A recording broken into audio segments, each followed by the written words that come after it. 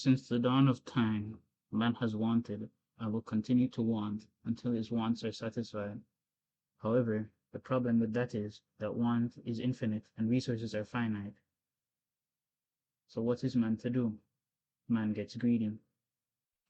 Whether you believe it is due to the fall of man, Adam's first sin, or simply a fact of human nature, men, women, children are all greedy at the end of the day. And it's not mitigated. Greed can bring about disastrous consequences.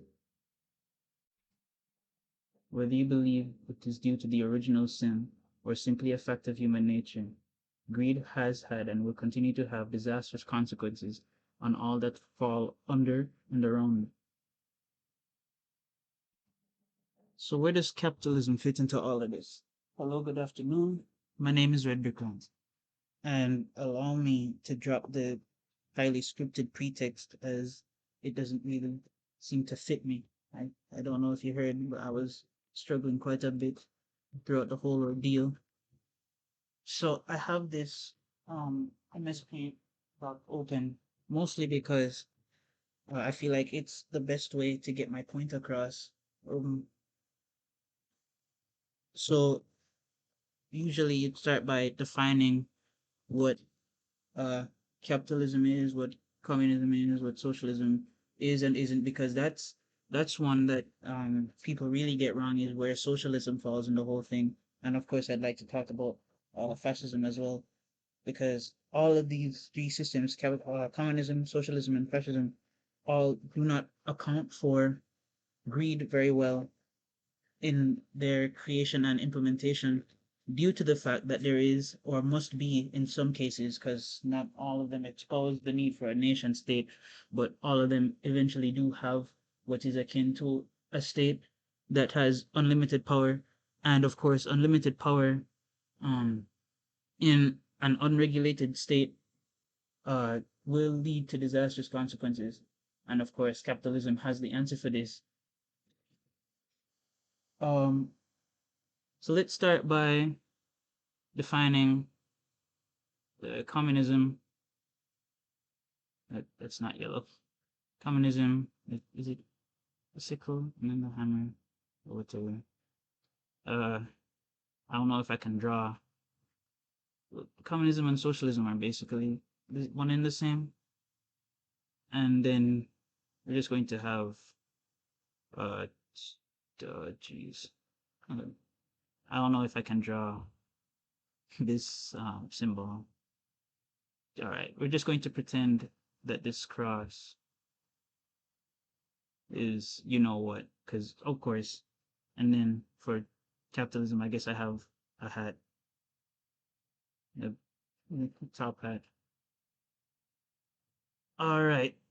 So, like I said, ultimately, the problem with uh, socialism, communism, and fascism are they require a state, an unregulated, unmitigated state. The state has absolute power, and they do it in different ways. So fascism is more overt, and communism is more covert in its need for a state. The fascists simply tell you that, um, as Benito Mussolini said, nothing within, nothing outside the state, all within, right? Uh, in a lot of ways, the state for the fascists replace God, as many people like to say. So the state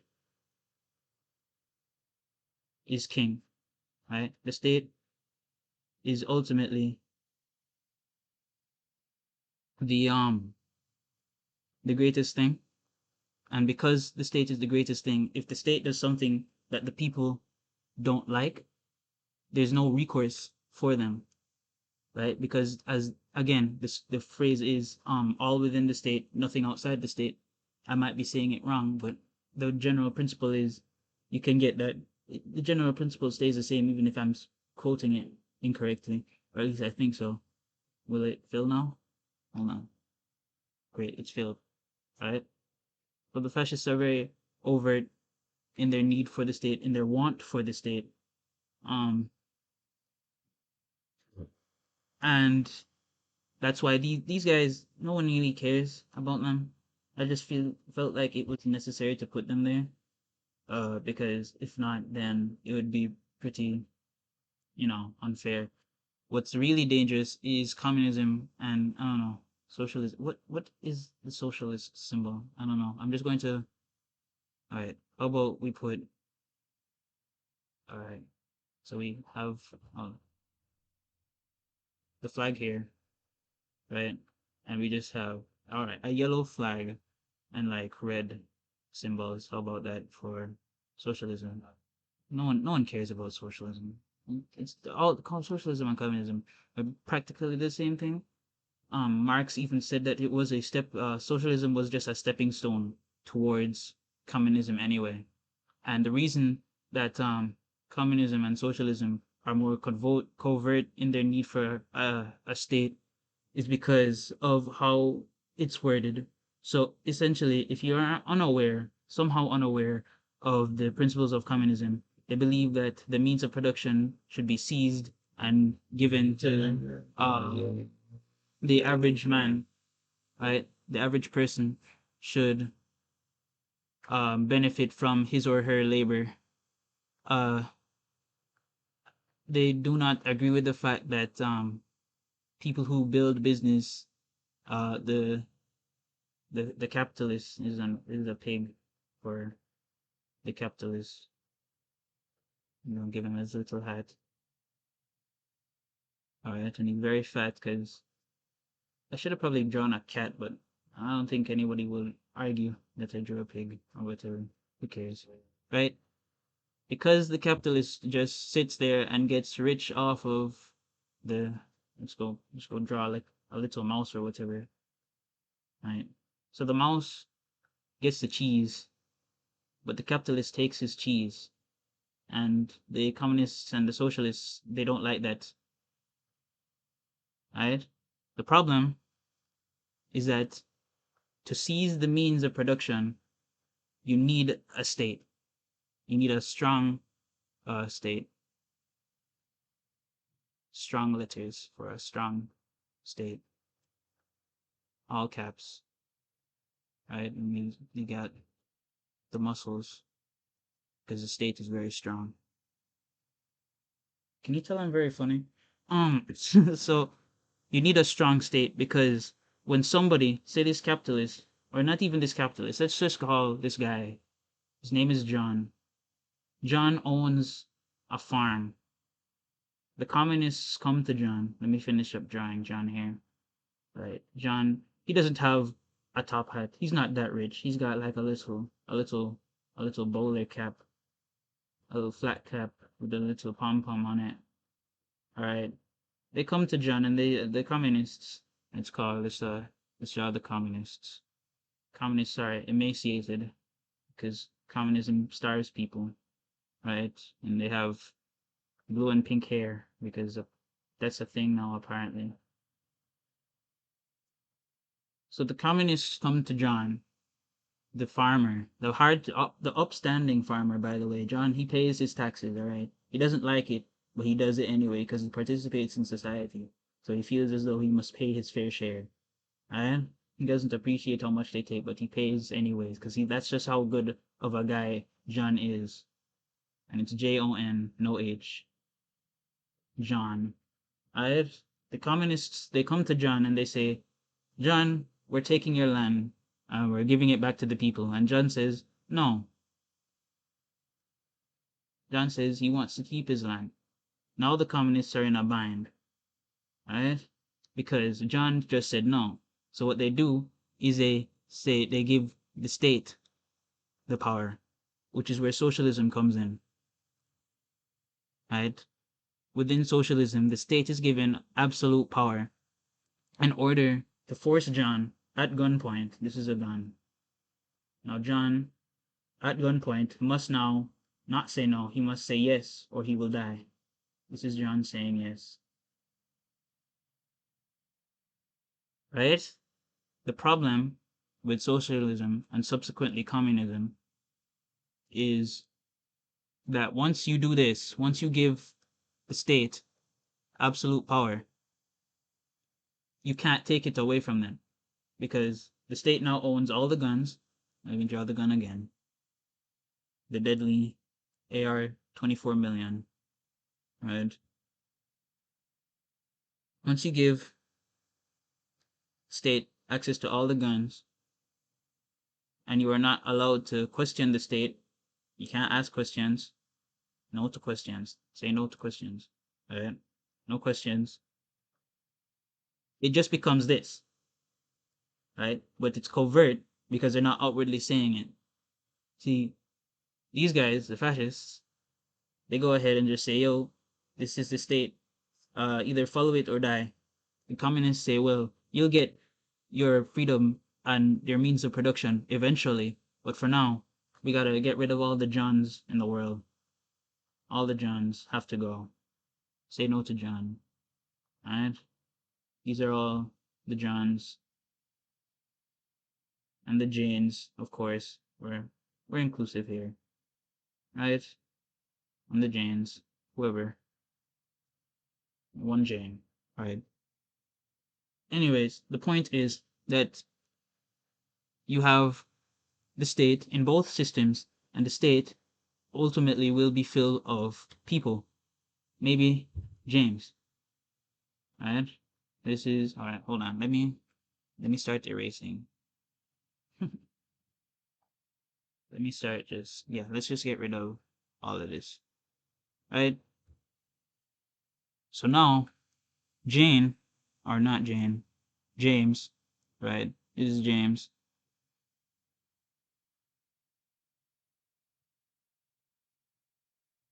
Alright, let me finish up drawing James here. James is now the most powerful person in the state because a state will need hierarchy to function.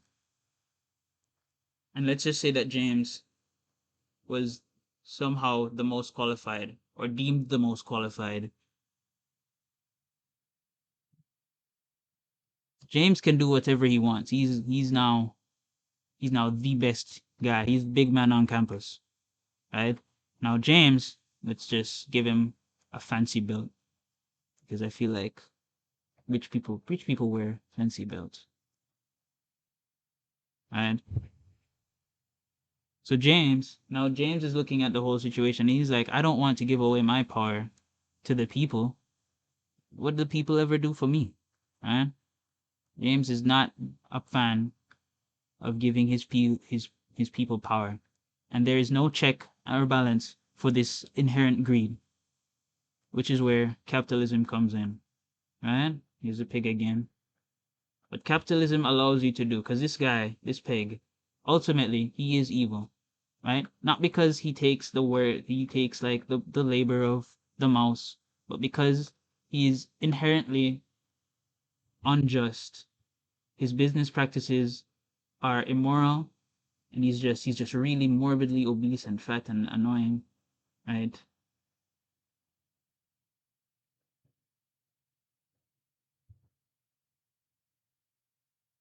Right? So he's just a bad guy. He's just a bad dude, right?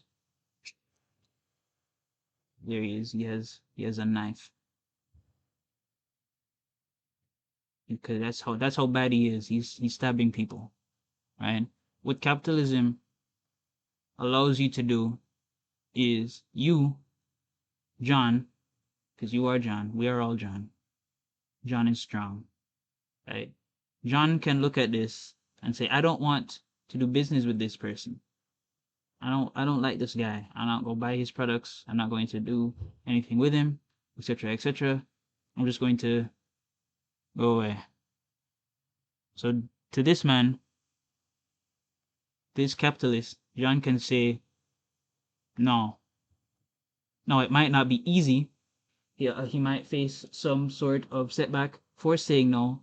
It's not going to be an entirely peaceful situation to refuse this capitalist, right? This evil capitalist, evil. He's an evil guy. A little blood on his knife. He just got done stabbing a child child work. He's employing child labor, guys. Right? He just got done stabbing him. He's not happy about being forced to work in the mines. Just got done stabbing him. Right? So John can see that and say that's bad. No, thank you.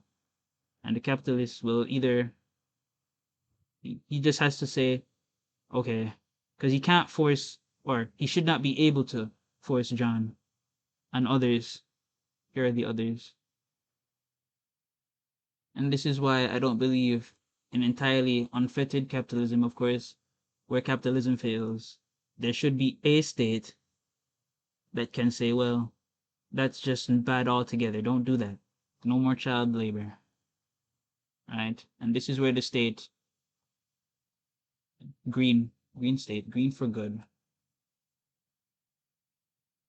And he has like a tie on because he's not the greatest in the world. He doesn't have a crown on. He has a tie. He's alright. He does what needs to be done. Alright? The state says no more child enslavement, and they say okay, or find a way around it, and that is just the nature of free will. But in this scenario over here, when John says no, James, that's his name, James can just say yes, and that overrides John's no, because James, he has all the guns.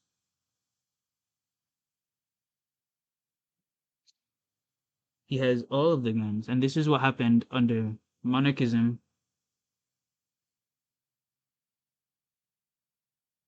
feudalism, anarchism, all the other isms. All right, all the other isms, all of them. Right? They fail to account for the fact that if somebody's really strong, there's no check or balance. In anarchism, if someone's big and strong, they're just the leader until someone bigger and stronger comes along. So you have no agency under anarchism. You don't have the right to refuse under anarchism because somebody can force you to just do what they want. I mean, there's a person on their knees, right? I guess that works. Whatever, right? Under monarchism and subsequently feudalism, lords, ladies, and the king and queen are the people who you need to worry about. Because if they're good, they're good, right? They work just fine. But if they're bad, if they're evil, you can't say no. Because what are you going to do? Not they're the king and queen, right? You can't say no to them, or at least people. It would have to get violent. And in a society, in a polite society, the people should not have to get violent. Here's a fire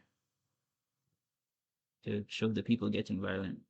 People should not have to get violent in order to see change. Ideally, people should just be allowed to, you know, people should just be allowed to say no.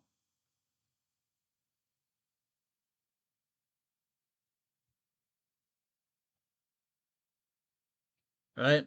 And that is ultimately what capitalism does, that all of these other systems fail to account for.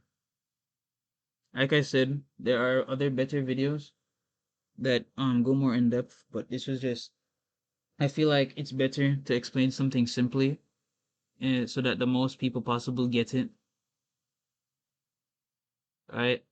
But yeah, that's all from me.